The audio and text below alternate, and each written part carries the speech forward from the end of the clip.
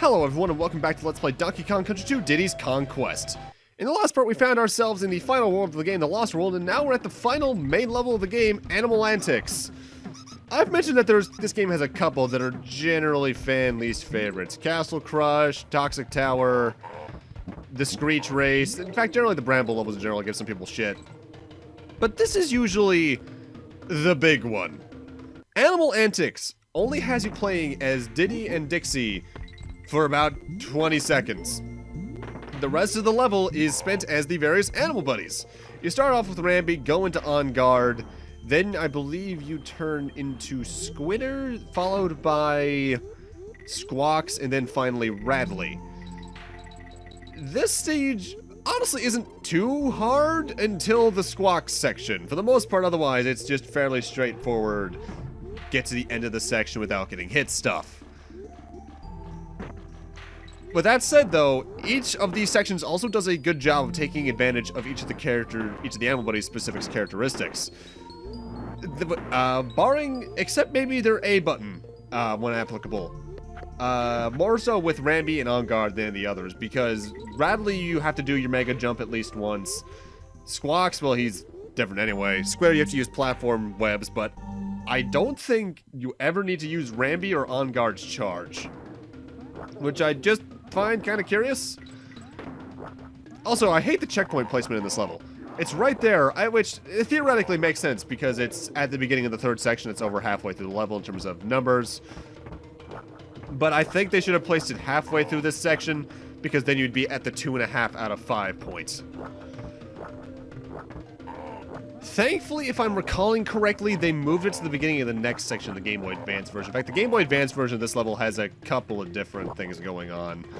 Also, I looked it up between levels. I was right and wrong about how the Lost World was handled in GBA. In GBA, I think you still need all 75 Crumb Coins to play every single one of the levels in the Lost World, but you can access every level from every Clubber's kiosk. So, thank you for that fix, game. That is very much appreciated. I'm trying to remember how that exactly worked was bothering me, so I had to look that up. Also, jump over here, because here is our final bonus room in the game. And it's one of the few off the top of my head that has you deal with more than one animal buddy. Starting off, you're still playing as Squitter, but you want to just climb up as fast as you can. You can take out the zingers along the way, but I'd only do it if you're really confident in yourself. Even though, admittedly, there is more than enough time here. It depends on your playstyle. Because about halfway through, we have to swap to Squawks, and technically speaking, getting up to the barrel, dropping down, and then shooting the zingers with Squawks is faster than just using Squitter's webbing, from my knowledge, in terms of actual movement speed. With that, just climb all the way up, and this is potentially dangerous. If you're not quick enough, you could waste about 3 or 4 seconds just changing back into Squitter, and that could cost you the DK coin. And now it's time for the reason everyone thinks this level's hard. The Squawks section here, as you can tell by the leaves in the foreground returning from the one mine shaft stage back in K.Rool's Keep, has wind platforming. However, because we're going to be playing as Squawks for most of this section, it changes the way it works a little bit. It'll still switch to left to right wind to no wind depending on where you are in the level. It's entirely dependent on your position in the level. But since you don't have to jump, you instead have to worry about accidentally getting flung by the wind into enemies or the spikes, because Squawks can't actively stand still at all, so you're entirely at the mercy of the wind here. Speeding through the level actually can be a bit useful in this regard, just because you're overall going faster than the wind can in a lot of instances, but at the same time, I'd recommend you play it a little bit safe here. This is a hard section of the level. There's a reason people think this level is hard and why they moved the checkpoint to this section in the Game Boy Advance version, because it is the hardest section in the stage. And it doesn't help that it's so long either. Animal Antics, I want to say, is one of the longer stages in the game in terms of just pure level design amounts, although the speed you go through it entirely depends on you, which animal buddy you are, and how confident you are with that said character, of course. Now, another change the Game Boy Advance remake added immediately in this room actually comes to Ratty right here. When we switch to Ratty and we land down here, I think you can head left, but I don't think there's anything over there except for maybe an extra life or something in the Super Nintendo version. They added a few more obstacles over there, and I think that's where they eventually placed the Golden Feather. I don't usually talk about the Golden Feather locations because I'm not playing the GBA version, but given the fact that that level design is there, but it's basically useless, I figured it's worth talking about anyway. And with that, we're now at the only section of the level you actually get to play as the K.O.N.Gs, and I'm just gonna throw Diddy over there to get that for me. Thank you, Diddy, and I'm sorry. And with that, that is every main level out of the way. However, if you... actually, no, I won't even say however. Let's go check our save, because as you can see, a new level has opened up, Crocodile Core. That is the true final boss of the game. However, just to check our percentage, let's go and talk with Wrinkly really quickly. We were at 87 when we started The Lost World, and now we are at 97. Boss fights are precisely 5%, might I add. Also, I don't think I've really mentioned when the game actually saves, because I mentioned the game autosaves before when it comes to what DK coins and secrets you found, but otherwise, I've been a bit iffy about that. The only time the game truly saves your data, like onto the backup batteries, when you save with Wrinkly or you beat either of the final bosses. Speaking of which, it's time for Crocodile Core. And gee, I wonder who could be there. Oh man, you're back and he wants revenge for taking that swim 2 parts back. In concept, this is a very similar boss fight to the one on the Floating Croc. He's gonna just constantly shoot stuff out of his gun at you, you have to avoid it, and eventually he'll shoot out a barrel that contains a cannonball for you to throw into it when he sucks. However, he only ever shoots out one barrel after one humongous amount of volleys. Essentially, this is less so a standard boss fight and more so a platforming challenge to really test your control over the K.O.N.Gs. Once you get that one cannonball into his, Blunderbuss, that's the name of that gun. You win. My biggest advice for a lot of this, especially when he gets to firing like this, is actually to stay towards the left of the screen, because then you can jump over the faster projectiles before the slower one catches up. But otherwise, honestly, while the patterns are more complex, I find this to be an easier boss than the one back on the Flying Croc. A more interesting one, just because I find the patterns more fun to dodge, but easier. And I believe he's going to be firing out that barrel anytime. There it is. Suck it in, you coward. Booyah! And for victory, you get the 40th and final DK coin.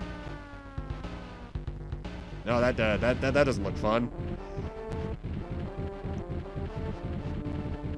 Did we kill him?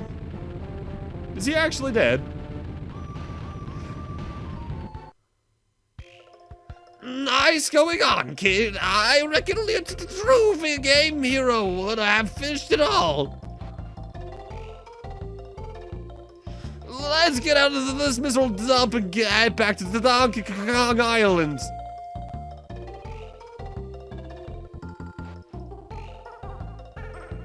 And now we are truly the greatest of heroes. And I forget if I mentioned it when we saw this a couple parts ago. I know I could just go back and check, but I'll just say it again anyway. If I didn't mention it there, you can see Sonic's shoes and Toejam Earls' tights and gun down there in the bottom right. That was removed in the Game Boy Advance version.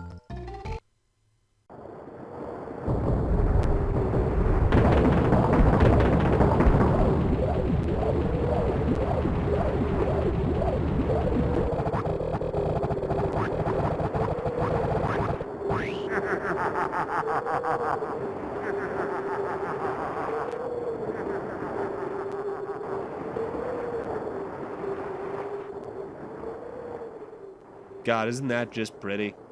Also, yeah, the Lost World is technically within Crocodile Isle, and apparently the energy core that we threw him into was the core of the island's energy, and well, that just destroyed the entire island. So we just made Radley a complete and total snake without a home. Sorry, bud. But now I'm actually showing the credit sequence. This played technically 2 parts ago after we fought King K.Rool, Captain K.Rool, sorry, on the Flying Croc, but I'm just saving it for now for finality's sake. Either way, I guess you could call that the post-game of Donkey Kong Country 2. The Lost World is honestly probably some of the more memorable stages in the game.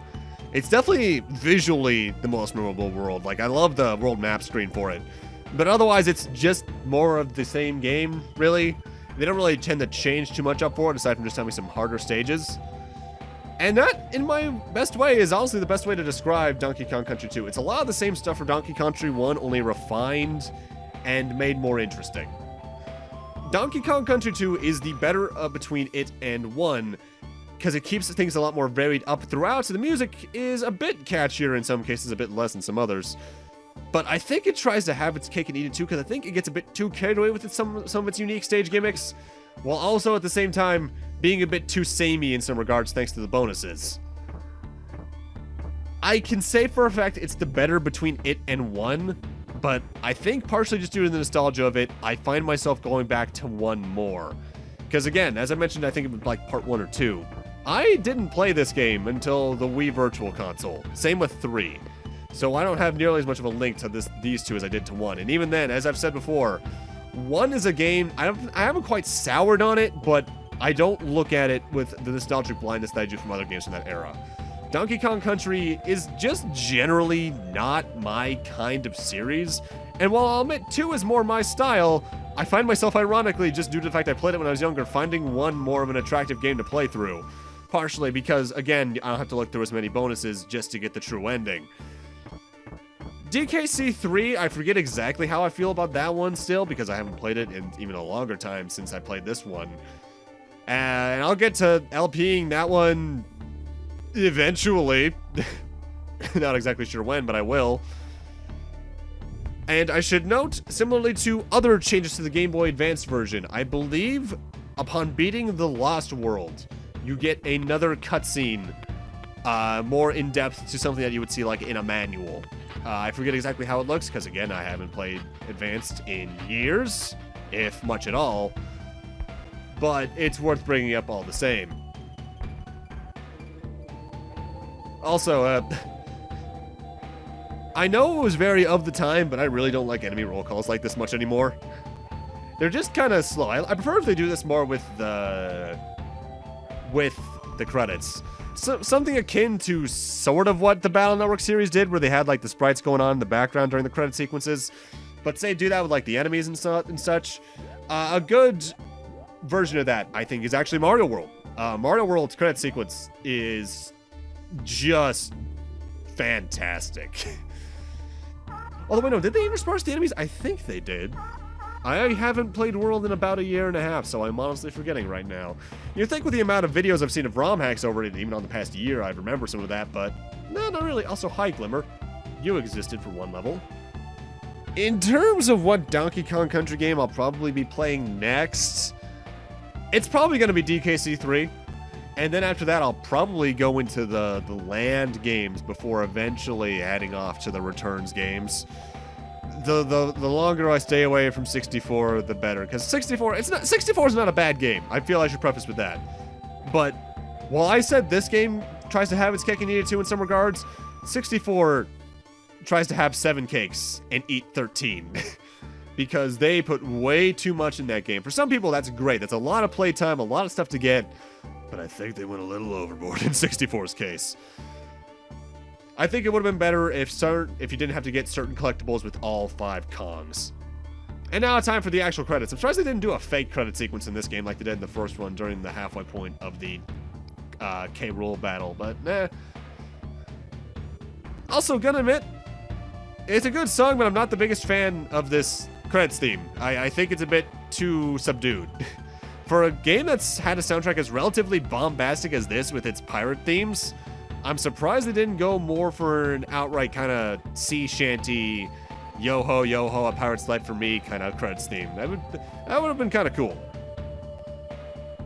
If you want to play DKC, though, DKC 2, Diddy's Kong Quest, not Diddy Kong's Quest. Though apparently this game's title was going to be Diddy Kong's Quest at some point during development, but they changed it to Kong Quest because either it was a pun off Conquest like I thought it was, or because they're searching for Donkey Kong.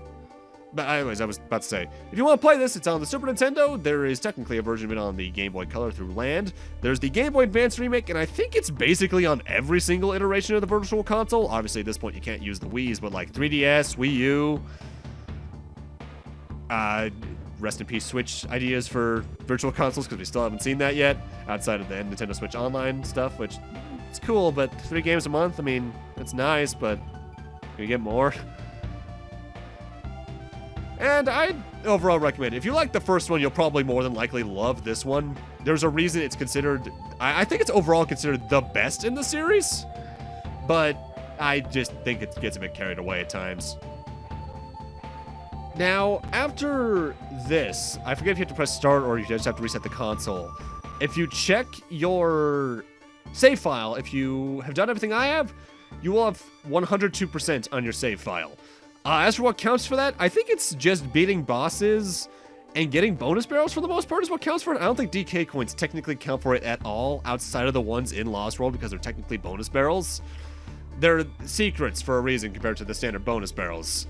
Again, that's an I think that's how that works. I think you also have to visit all the K.O.N.Gs. Either way, though, if you've done everything I have, you should have that 102% like you saw on screen a moment ago.